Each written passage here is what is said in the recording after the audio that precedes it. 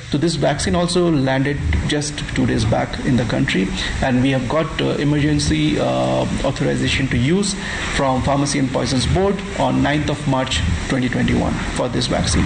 And right now it's going through the regulatory process and all the clearances and all, and it will be available for public use in a day or two. We already have a booking huge list of people who have already shown interest, who have already booked and reserved for the vaccination. We have got many geriatric patients, patients with assisted living conditions and all that, and many of our members are above the age group of 60, and that's why it is we have priced it at a very low rate. There is no current pharmacy or hospital in the country that has a Sputnik 5 vaccine with them.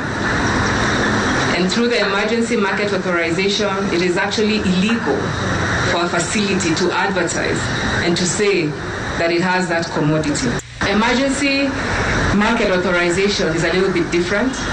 It is perhaps what you would call a step before full market authorization, and it comes with a set of stringent measures, particularly regulatory measures, that essentially would involve: one, authorization of whatever agent is being given EMA authorization; two, tracking of batches of the commodity or medicine that comes in; three, very stringent reporting to the pharmacovigilance platform through the PPB. In this partnership, that there shall be stringent regulation.